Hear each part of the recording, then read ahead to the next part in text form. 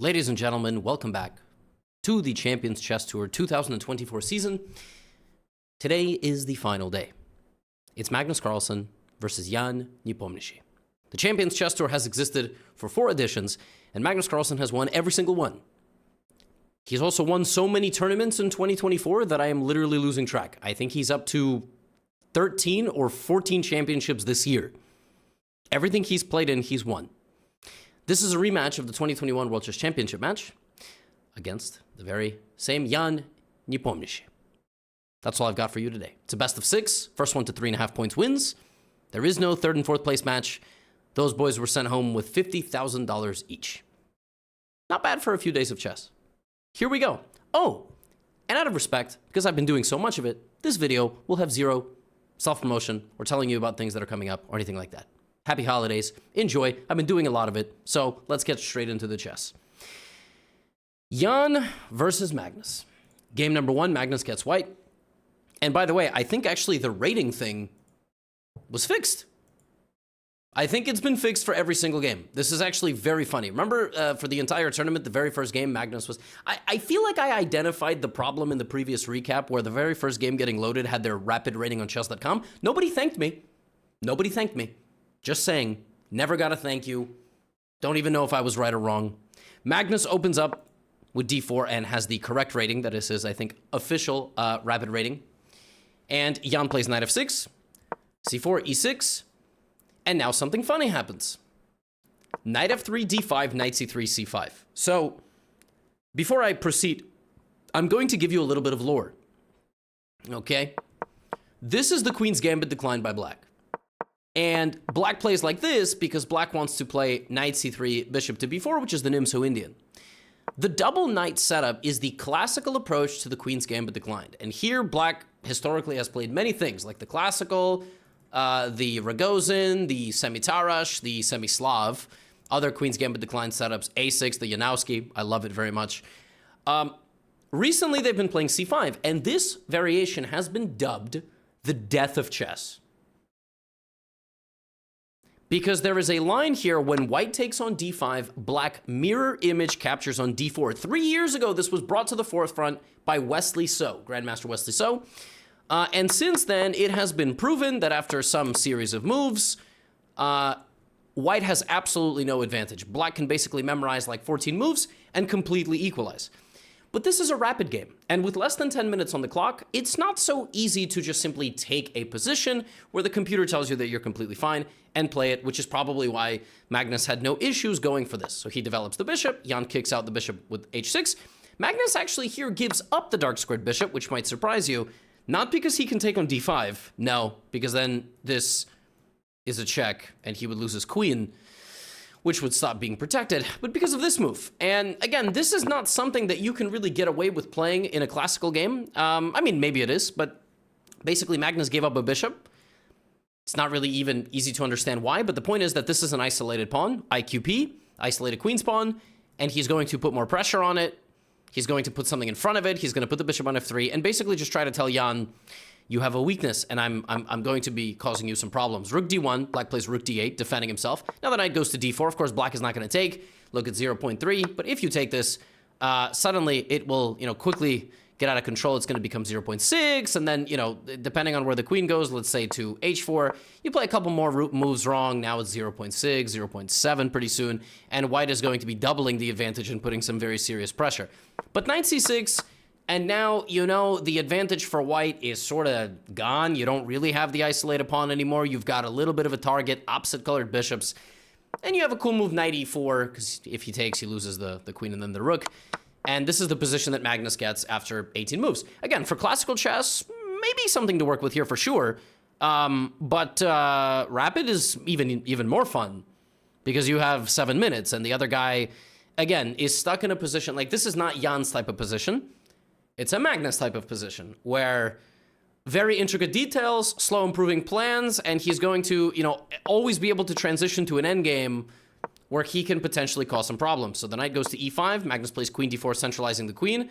Jan dips out of the center, trying to trade the queen. Magnus is happy with the queen trade, but I think only on his terms. If queen takes d4, it's a huge mistake because you actually take a pawn with check. So they repeat. Magnus says, okay, no problem. Let me just keep trying to make progress. But Jan is doing a nice job. Except after knight c4, bishop c4, pawn c4, something really, really ridiculous happens. Rook takes c4.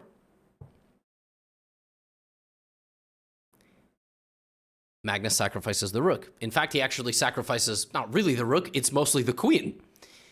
So if rook takes d2, you would take with check, and after king h7, this endgame is completely winning for white. Two rooks are not always better than a queen. It depends on the position. But in this case, black does not have a perpetual check, and white has very easy play of getting the rooks to the 7th rank, where they pressure this, pressure that, and defend the king, and white is just doing very, very well.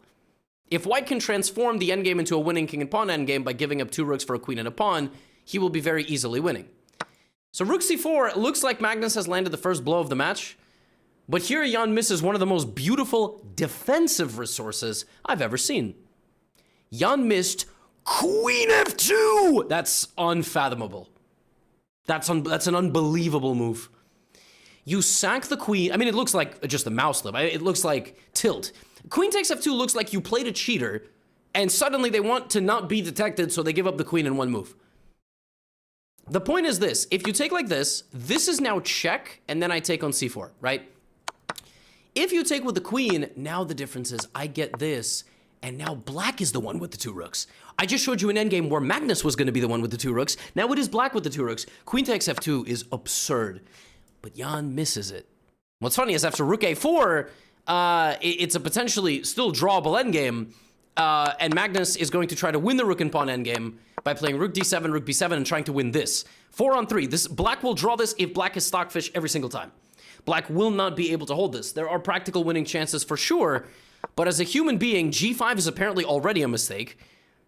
It's not exactly, I mean, g4 tries to freeze the pawns, and then I think here Jan just sort of fell asleep at the wheel a little bit, allows this very nice idea, h4, and it looks like, you know, black is okay, but he's not. The pawns are too far apart, and this is a winning endgame because you make progress, There's no real way to stop it so easily, and here comes f5. And the reason why this is so winning is because your pawns are going to walk up together. That's all. And Magnus does what Magnus does. Magnus wins an endgame where he's going to have a 1-pawn advantage pretty soon, a 2-pawn advantage rather than a 1-pawn advantage, and queen versus rook is winning, and it's especially winning when Magnus is playing. Queen c6, queen c4, very nice concepts. Patience, patience, check, forcing the king to the corner, and king f7. That's the end of the game. The way you actually win king and queen versus king and rook is you actually win from a distance. Sometimes getting up close and personal is not the way to go. Magnus wins game 1. Magnus wins game 1 in typical game 1 style. Like, I think 3 GMs together can't hold an endgame against Magnus in this day and age. And the kids are going to call that glazing, okay? But, yeah, he's just on another level. Like, the practical chances, people get into endgames with Magnus and psychologically just die a little bit inside. They're like, and it's just not easy. Like, yeah, the intricacies of this endgame are very subtle. Very, very subtle. Like, going king g6, and the point is that if the king ever, you know, tries to come forward, you actually need active rook counterplay maybe along the first rank. Like, it's a very important idea that the rook makes it to the h1 square. But by parking the rook on a2, it suddenly is out of the game, and there's counterplay being created, and now white transforms the position to a winning structure. And yeah, Magnus just making it look easy. He wins game number 1. Remember, the magic number is 3.5. So, game number 2, Jan plays e4. Magnus, looking to stabilize with the black pieces, plays a gioco piano. All right, he plays the bishop c4, bishop c5, c3, knight f6, d3, d6, very, very solid. And now here white has 2 approaches. One of the approaches is the, you know, walk back and forth with the knight, d2, f1, you know, like, but there's the second approach of the Italian, which is the aggressive one, bishop g5. The Italian where you insulted his mother and also you broke pasta in front of him. I mean, literally 2 cardinal sins that you could ever do to an Italian, all right? And yeah, bishop g5, and now this is the aggressive Italian where black tries to play g5, or white tries to get black to play g5. And you kind of, you kind of have to deal with the consequences of your own actions. But Magnus plays queen e7. He actually plays this in a way where he doesn't play the move g5. If you look at the opening database here, in many lines, black is playing a6 and g5. But queen e7 is a very patient move. And if you go forward a little bit, he never plays g5. He actually, he's happy to like counterattack on that side of the board. And he just simply, he never plays it. Even here, the best move is g5. And it's like, obviously, this is what Jan is provoking. He's trying to get Magnus to play g5 and knight f4 and everything. And Magnus was like, no, I'm just going to use my knight. Why do I have to use my fists? I can just use my words. No, you can't, because they don't let you talk in chess. He's like, I'm going to use my pieces. I'm going to keep White's nervous system overloaded. And by the way, Nepo has played all these moves without spending any time, and then Magnus castles. So this is yet another way to play this position. For any of the advanced players watching this who want to know the difference in all these different Italians, don't break pasta in half in front of Italians, first of all. This is a way where black makes all the necessary improvements to his position and then and only then plays g5, and that's what Magnus does. He sets everything in place. He doesn't rush. It's like building a house. And now, and only now, does he add the final detail, which is g5. But the good thing for him is now the attack is very powerful, and it is only black here who has anything. The pieces are ready. Rook g8, h5, h4, something going to h5, whether it's a knight or a bishop or something like that. Magnus plays bishop h5. Jan plays bishop f1, defending the king, also opening up two different ideas. King b8, waiting, centralizing the rook, apparently given a question mark. I don't know, sometimes game review is a little dumb. And the second that Jan moves, Magnus chops down the knight and freezes the structure. And then, here come reinforcements, h5. h4 is next. You're going to probably take, open up the king. It's going to be really, really bad news. Nepo, knight e3. But now, he threatened h4. The second the knight leaves, Magnus opens the center for the queen. If this, there is knight h3, and then the queen will get in, and then the pawn will get in. So Jan plays knight f5. Magnus takes another pawn. Engine didn't like that move. It actually wanted him to go d3, but again, you take one pawn, you might as well take a second one. Queen c3, and black is just winning. We played 24 moves in an Italian, and Magnus is just totally dominant here. Absolutely just... His king is safer. White's king is in all sorts of trouble. h4, g4, knight h3s everywhere. The bishop hits here. And here, Jan was shaking his head profusely. He really didn't like his position. Knight d7 actually wasn't even the most accurate after h4, but Magnus just gluing the whole position together like a very, very nice construction project. Queen on c5, knight e5, gets a brilliant move, by the way. Look at that. He attacked the queen just for Magnus to hang it, because knight f3. I mean, it's not that brilliant. Like, for this level, it's not that brilliant. For most levels, it is. And, you know, here, Magnus can put either knight on d3 to fork. He doesn't. He plays d5. This is just one of these positions you don't even want to make a move with black because the position is so good. Look, these are the two saddest bishops of all time. They're stuck. They can't do anything. This bishop is a free-range chicken. Or pasture-raised, or whatever new keyword marketing gimmick Americans can introduce to charge more for eggs. Whatever. Bishop b6, $10 for a dozen eggs. How much do eggs cost in where you folks are in the world? I'm very curious. Here we got a million gimmicks. We got caged chickens. We got cage-free chickens. We got the chickens that are mistreated. We got the pasture-raised chickens. We got the chickens that you know that study chess and play on chess.com. We got everything.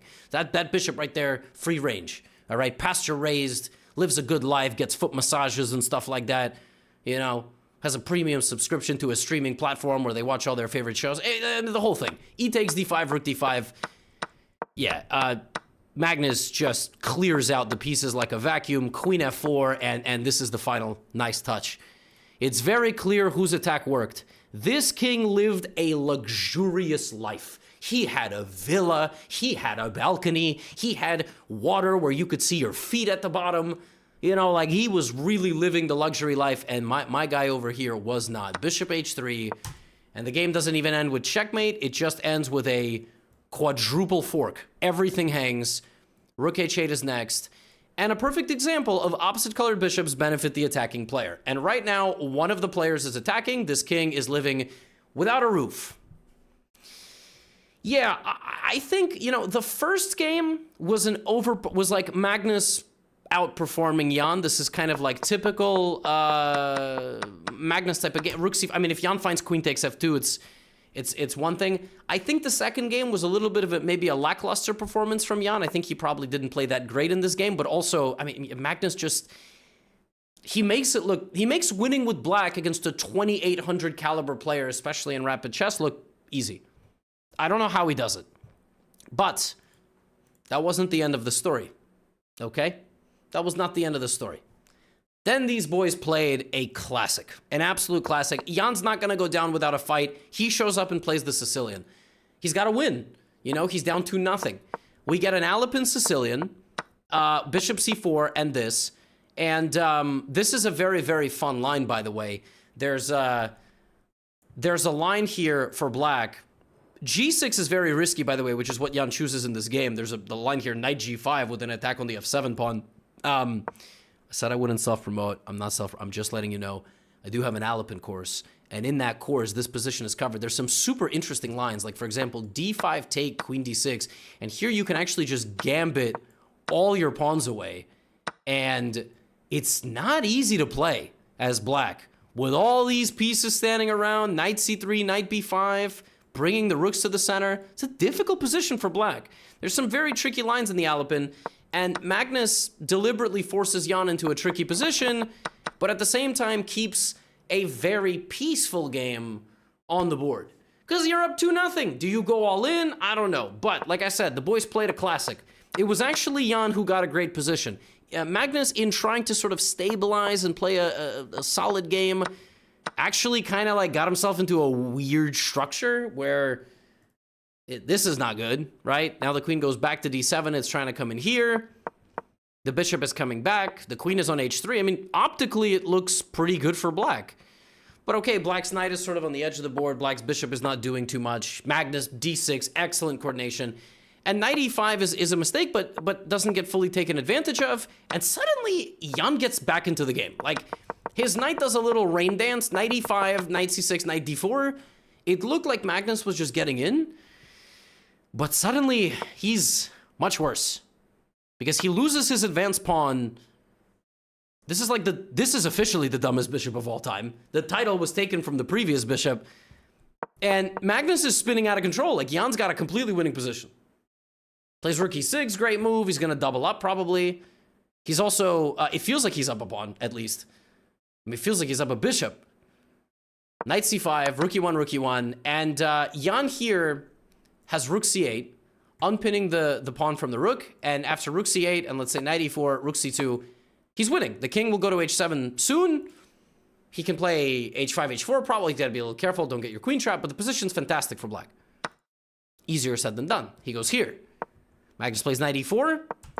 A few moves later, queen h5, all of a sudden, the unbelievable defensive resource f3 appears, which simultaneously creates tactical problems, also locks the queen out, also brings the bishop back, but we have this, and now a game, like a bullet game erupts. They have to play 50 moves with a minute on the clock, and it's awesome. So, bishop f2, knight e7, retreating, Magnus plays back to d3, then Magnus makes two mistakes in a row, bishop g3, kind of mild, but the pawn on b4 is hanging. He grabs a pawn on f7. Now here comes knight f5, king g2, and Jan is completely winning with rook e3. So why is rook e3 so powerful? Let's say queen goes to d7. Well, first of all, there is rook e7, so that's not possible. So where is the queen going to go? Let's say it goes to d5. Rook e7 still in knight e3. So he has rook e3, rook e7, among other things, like the queen has to stay protecting the rook, etc. The queen cannot defend everything. That's not the easiest thing to find. So queen e7 is played.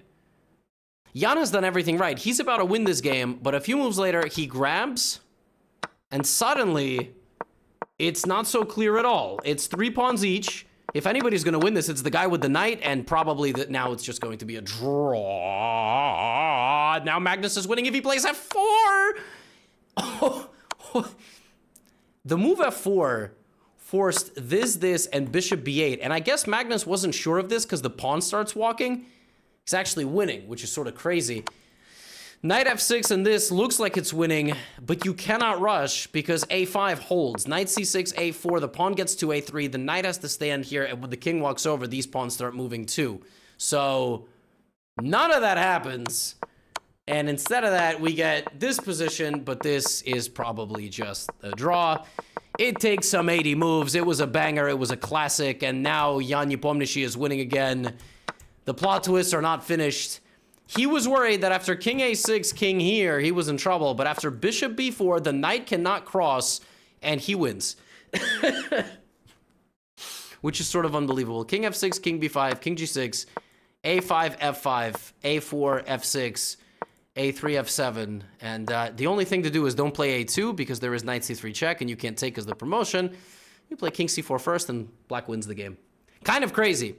But like I said, they had like 10 seconds on the clock, and instead we simply make a draw.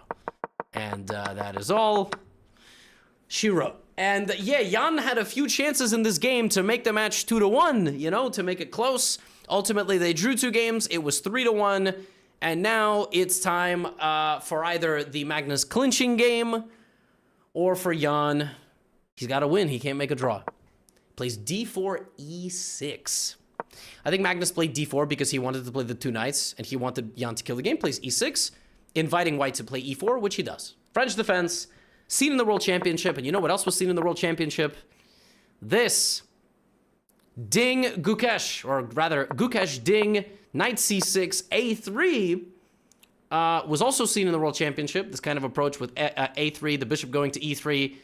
But here after a5, Magnus switches it up to knight f3, a4. And yeah, I mean, this kind of setup has been seen many, many times. Some knight f4 stuff. You may remember that in that game before knight f3, Gukesh played f4. He played f4, knight f3, then g4, this type of stuff. But knight f3, a4, h4. This is the typical stuff. This is exactly how Ding played in game number 1 of the World Championship match against Gukesh. Played a4, queen a5, created some... Actually, he got his pawn to a3. White stopped him in this game. So, bishop d2. Okay, Nepo plays queen b6, rook b1. Everything is defended. Now black has many options. But most of them have to do with bishop e7 and f6. Like in general in these positions where white has sort of shown you, hey, I'm going to attack. Okay, so if you castle, it could be bad news. What you kind of don't want to do is castle. And what's funny about this move is that if black goes queen a5, white's going to repeat moves. And Jan can't do that. So Jan here might need to play h6. He might need to play something. But what's nuts about this position is the computer shows this is the only thing. Now, whether Magnus planned this, whether Magnus knew that the best thing that black can do here is a draw, is crazy. Like, if he knew that this was the repetition, that's nuts. Jan castles. And this evaluation does not do it justice. Because castling, despite us telling beginners to castle, you guys got to castle your kings, it's not always like that. And sometimes it just straight up loses you the game, and this is one of those moments. Black's position is not equipped to deal with the absolute onslaught that is about to happen. Here comes knight f4. The way you attack a player is you make sure the center stays locked, and you don't trade your most powerful piece. The queen goes to c1, the center's going to stay locked, there is no counterplay. Now, if black's pawn could somehow get to b4 fast enough, it's still losing because the queen is trapped. But let's say the position were to open up like this, well, now black is completely fine. In fact, black is better. You have to make sure the center is stable. And Jan is trying, but he's not fast enough. And just with simple improving moves, Magnus is showing he has absolutely devastating intentions. And now, the cherry on top. White has 1, 2, 3, 4, 5 pieces ready to participate in the attack. How do you add a 6th? Don't play chess like this. Don't try this at home. Rook h3. The game is over. The evaluation of this position on high depth is not 255. That's how much I deadlift. I'm not even joking. Pounds, not kilograms. It's like +7. Stockfish on a high depth is like, go home. Jan, here's the ticket. Plane ticket, Magnus, go home. Probably live in Oslo. Go home. Rook g3. Knight c4. And now we kick out the queen. We play knight h5. We're threatening to sacrifice. We have rook g3. And let's show the final few moves of the 2024 Champions Chess Tour season. He grabs the bishop. The queen replaces the bishop. And just so you are aware how important it is that the queen is participating in the attack, it's +6, +5 if the queen takes. If the pawn takes, it's only +1, because black immediately plays a sealing move, and the queen cannot participate. Sealing, S-E-A-L-I-N-G, not C-E-I, not sealing. Sealing, like closing the position.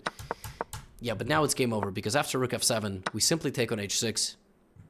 Rook g7 is there, and Magnus wins this game without sacrificing anything. He simply arrives at the door. Knight g5 is next, queen h7 is next. Jan Nepomniachtchi resigns. I love that Magnus does this like a mafia boss. Well, if you piss off a mafia boss like 4 times, they will like poke an eyeball out, but he just shows up.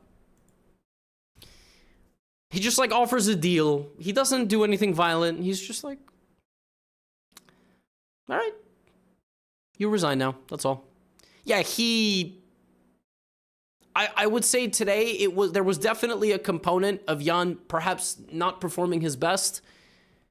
Magnus has been saying, but Magnus has been saying he's not playing his best the entire Champions Chess Tour, and he made it look stress-free. And by the way, Magnus is really clever about how he did it, because he had to choose a semifinalist.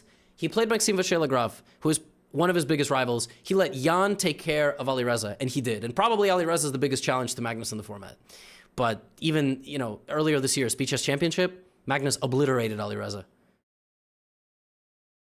Yeah, the dude's the best player in the world. It's not close. Like, it's kind of, it's really scary. And whether he will play more classical chess or not is up to him and his, you know, his prerogative. But the way he makes some of these matches look, it's laughable. And we have one more major chess event coming up. It's the World Rapid and Blitz Championship. It starts in 5 days. I will be live on site there in New York doing coverage. Not live coverage, but interviewing players and everything. And yeah, that's all I have for you today. I'll save the shout outs. We got the Chessly launch sale. It's going on publicly until the 31st. Course owners, you have more time than that. EU tour. It's going to be Brussels, London, Vienna, Austria, Munich, probably Berlin, and hopefully Milan or Prague. All that is in the description as well. I will see you tomorrow for some more chess coverage, and then I will see you on the 26th for the beginning of the final World Championships of 2024. Nobody could beat Magnus. This is laughable how good he is. Like, it's absurd. Get out of here.